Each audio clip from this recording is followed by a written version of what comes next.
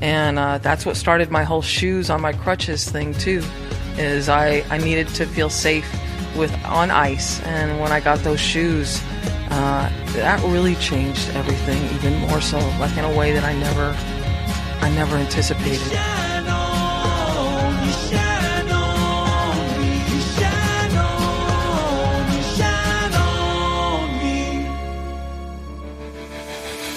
Welcome to the Woman Angler and Adventurer podcast, inspiring real women with a passion for fishing and the outdoors to go get their adventure on. Now, here's your host, Angie Scott and Barb Carey. Welcome to another episode of the Woman Angler and Adventurer, and this is your co-host, Barb Carey, in my house. We're in my actual kitchen recording this, and I have a very special guest, Allison Roberts. Allison, thank you for being on the show today. Thank you very much for asking me. It's an honor. Well, I'm glad you're here, and we should, Ricky's videotaping, we should make like a real studio here. Let's make a studio somewhere, and then we can have like a Johnny Carson kind of desk. Wouldn't that be cool? Kind of have something like that. Allison does have the coffee cup going there. What do you got in there?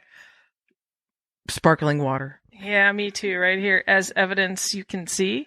But anyway, Allison, thank you so much for being a guest on the show. And let me just explain to our viewers my history with Allison. And I think we go back almost 10 years, maybe not quite.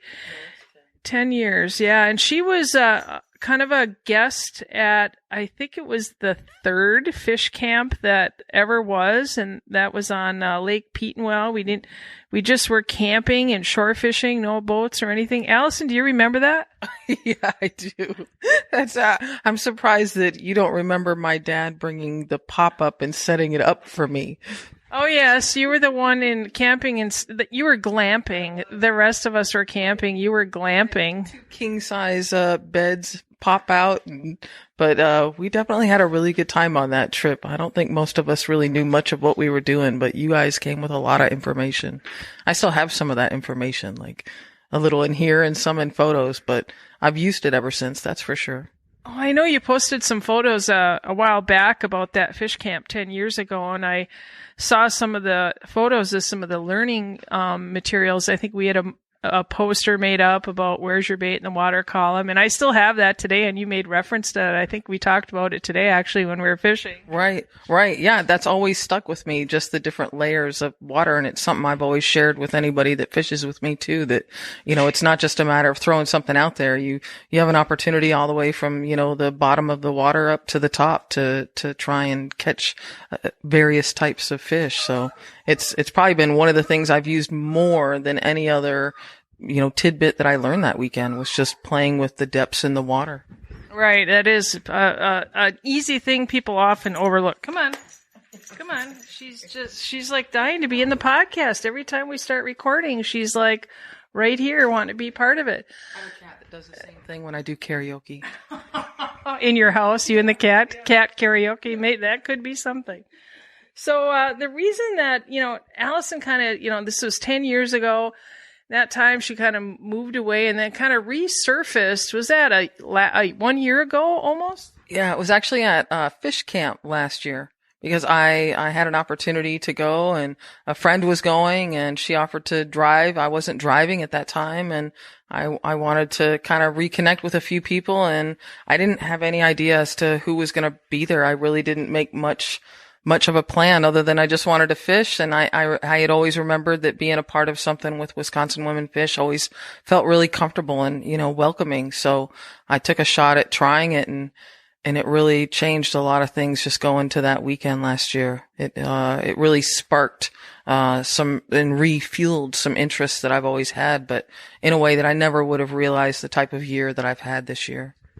So let's kind of get caught up here now. 10 years ago, you were strong, you were physically active, you're golf all over the place. And meanwhile, your life, you moved to Hawaii or live in California. I think I saw you several years after that. You owned a restaurant in the southwest part of Wisconsin. So you were like Little Miss Active, get around the country kind of gal.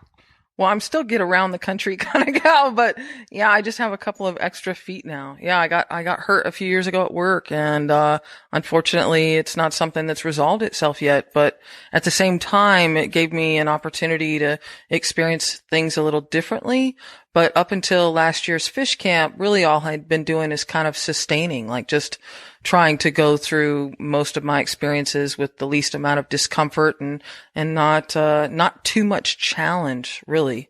And it was fish camp where I really realized again, like I felt the desire of challenge. I remember meeting TJ there, one of the other members in the group, and being so like driven to want to like catch something that I could turn around and go like, TJ, look what I caught, and that just led to another, interest to try and do something else where I could go, I could have something to say with some of these other people that are catching fish and show that I could catch fish too. And I didn't really know what I was getting myself into. I just kept trying to do something, and something led to something else and something else and something else. And I think I've been to 5 or 6 Wisconsin Women Fish events. Even the next event I was invited to was the Ice Fishing 101, which I'd never done ice fishing before in my life. And I'd barely ever even been on ice in my life, like maybe 30 actual seconds in my whole life had I been on ice. So being invited to the 101 was one of those things where I felt confident doing it because I felt like I was going to again be with a group of people that I knew that I could feel safe with. And that's what started my whole shoes on my crutches thing too, is I needed to feel safe on ice. And when I got those shoes, that really changed everything even more so, like in a way that I never anticipated. So this episode we're also doing a video of, and Allison, show what we're talking about here. So this is how you get around since you've become injured. This is kind of, what's that called? Not since I've become injured. I wasn't needing the crutches when I first got hurt. My situation has progressively and continues to get worse. But when I ultimately needed the crutches, I just had the regular bottoms on them. But when I got invited to the Ice Fishing 101, I wanted to make sure that I could, be safe on the ice. And I was looking for little boots, and I found these little boots online, and then I found baby cleats that fit them. So now I put baby cleats on my boots. And that was the first thing that really made me realize, like, I can use these boots to do other things. And I have, like, I've traveled literally all over the country between, sand dunes to lava rock, to blowholes, to trout creeks, to you name it. Like, I travel everywhere with these, and I really feel not only more stable, I have an odd additional sense of confidence, and that combined with the extra level of support from a group like Wisconsin Women Fish, combined with a passion to do something I enjoy, with a drive to show other people that I can do it, has like led to so many of the experiences that I've had this year. Like, I've literally probably physically met well over 100+ members in our group this year, like easily, like one-on-one, had conversations and been out on individual experiences with so many as well. And I never thought that, I don't know if this is what you're intending for this interview, but to be very forward. In New Year's of this very year, I spent my New Year's Eve trying to convince other people on Craigslist not to kill themselves. Like, that's where my year started this year, And I've had some losses this year. But what I've gained this year is more than I feel like I've had in an extremely long time. Well, this is, everyone that sees you at these events, you're an inspiration. And for those of you that aren't watching the video, you're just listening to this, I want to describe what we're talking about here. She mentions a crutch, but it's kind of not a regular crutch that we're all probably visualizing when we hear the word crutch, the old wooden, with the sponge handle. This is called forearm crutch. Forearm crutches. And on the very bottom, usually where there's that rubber thing that it kind of gives you a little bit of a grip, she replaced that with a designer boot. I really suggest... It is a Timberland. A Timberland boot, an infant Timberland boot. Yeah. That's the end of it. And try to get over and watch this episode just to see that, if nothing else, because it's pretty cool looking. And when you show up at events and you're, kind of walking around with that, and you got your boot on, if you're on the ice, it's got the little cleats on it. I mean, people are so inspired by you. And, you're out there. I've never heard you ever complain once about anything. And I know sometimes it's rougher than others. And, just kind of on following you on Facebook, you're like fish. You get to fish way more than I do. I do have a little problem with that, Allison. I mean, you're out fishing way more than me. Now, tell me some of these adventures that you've been going on, because not even a group adventure. You are going on your own all the time. Tell me what it's a life in your fishing life here, what you're doing with yourself here. It pretty much just goes from a desire to not get mired in what can be the hardest parts of life right now, which are ever present. And so my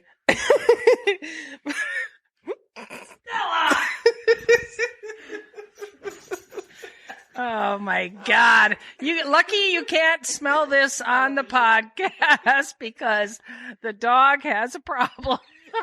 You said she was done with that. I know. She had an endoscopy. As our tangent here, the dog had an endoscopy, and she still has really bad gas from that. So, oh my God. This is, I don't know. Angie's going to have her hands full editing this one. But anyway, you've been out there fishing your brains out. What now? And explain the scenario, because it's amazing where you go. This year is literally compiled with when I was at fish camp last year. I'm getting mouths full. Sorry. I think she has to go to.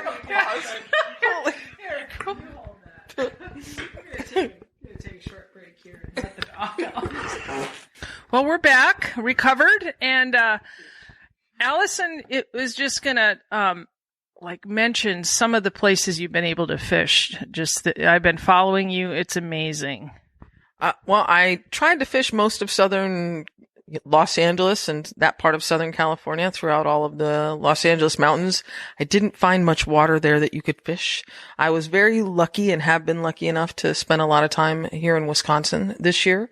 And that's where I've done a significant amount of the fishing, especially getting really involved and passionate about trout fishing. So a lot of trout streams I was able to discover this year, which was something very new to me, learning how to traverse those kind of spaces. And that just kept expanding into everything from barge fishing to dam fishing to culvert fishing to, I fished in Hawaii. I took friends who'd never been fishing, out into the Honolulu Bay, and we went fishing. I've, fished in Minnesota. I've got one more state that I want to fish this year because I have a 5-state goal for the year. And frankly, I think I know probably a good 100+ miles worth of creeks and streams between Crawford and Vernon County, just from the thousands of hours I've spent out fishing in them this year. Well, that's a beautiful area. That whole driftless region has some of the best trout streams in the nation, and it's fabulous water out there. And it's there. I think a lot of that's pretty accessible. A lot of it's farmland and stuff. And you've been taking new people out, just people that you meet, and I know you get a lot of enjoyment about that. And you just kind of graduated from this DNR angler educator course. Tell me a little bit about what you foresee maybe doing with some of this stuff. Well, what I'd really like to do, which I have been doing this year, is teaching other people just how to get out there and try trout fishing specifically. It's something that I found that's very accessible, as you mentioned, to me. It's a very slow-paced type of fishing. You have to take a lot of patience and be very careful in how you traverse the land because the trout are so skittish. So for me, being that I'm moving so slow, it's a perfect thing to focus on. And taking other people out there has been just really magical. It, not to use such a cheesy term, but it really has been, because people experience something well beyond just the fishing, whether it be connecting with nature, connecting with themselves, us connecting in conversation, whatever it is, there's a larger experience than just catching that trout. Well, and I think I read one post you made. It was about how one fishing situation, you met some gals and you went fishing, kind of morphed into like numerous future interactions just with the questions going back and forth. And what about this? What about, so suddenly you're a mentor for somebody. Right. I hadn't expected that. It was actually just a conversation I was having with about half a dozen different women at a festival earlier this year. And one of the younger ladies was saying she wanted to get back in touch with where her food comes from. And what was really fantastic is how that tied into yesterday's class too, about the, water to table program that the DNR has. And so when I took this young lady and her friend out fishing, I was able to show them how accessible it is, literally within just like 5 miles of where they live, to be able to walk along a stream and catch trout, very easily, just through some kind of small steps of repetition.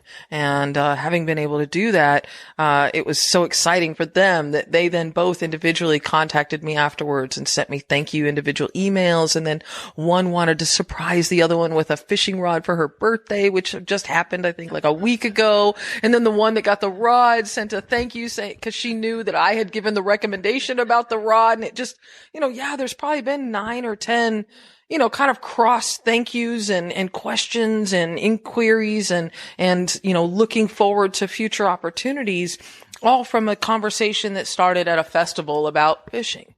Right. It's amazing, isn't it? And the relationships you make while you're fishing are some of the best, I think, that I, in my life, I know that's where the better ones have started. I agree. And I that's really too where I would like to again, reiterate that my experience that I had 10 years ago with the small group that it was, with Wisconsin Women Fish was so intense in a, felt so relaxing, felt so welcoming, felt so, supportive amongst those people. And what's really interesting to me now is that I didn't even realize at that point, to the degree in which all of us, so many of us that I still know and are still members now, were just as fresh as I was in the experience. And so here, yet, even though we were not part of this, what is now known as this supportive Wisconsin Women Fish group, it was a group of women that you had, invited to get together to fish that inherently kind of behaved that way, that I believe has compounded on itself year after year, to the degree that it is part of the, one of the basis of this group is to be supportive of each other and to be cheerleaders of each other and to, want to see each other succeed. Absolutely. And a few of those gals are still here. One of them just recently passed away. I know that. I mean, her Charday, bless her heart, she was at that event, and kind of reminds you that life is short and you can't sit at home waiting on the couch to feel better, have something change or improve. You got to get out there after it right now, because tomorrow is never guaranteed. Right. Well, and I've shared with many people that in my specific circumstance, I could hurt just as much sitting at home trying to choose between one TV show or one movie I've already seen or what have you, or be in the same amount of pain, but go out and experience trying to catch a fish, listening to the eagles, watching a deer, looking at loons, just watching leaves and listening to the wind or the rustle of corn leaves or the flow of grass. Those seem like small things, but in my life, they're huge. And I appreciate being able to get out and experience them and share those experiences with other people. Well, you said that so beautifully, which is a perfect segue to the next phase of what I just want to talk about with you about is you are an actual gifted writer, and you have written several stories that of different events that you like, the brown trout fishing. You just, we have another event coming up, this Wisconsin Women Fish event coming up in January and, or February, first weekend of February. And so last year after that event, you attended and you wrote a story about it, and you just reposted it, and the gals just went crazy over it. They just love that so much. And you frequently will follow up a event or a fishing, activity with a written story, and you are so gifted. Where do you get that inspiration? I mean, has writing that talent been with you always, or is this something you're trying to develop? Or tell me about the writing piece of it.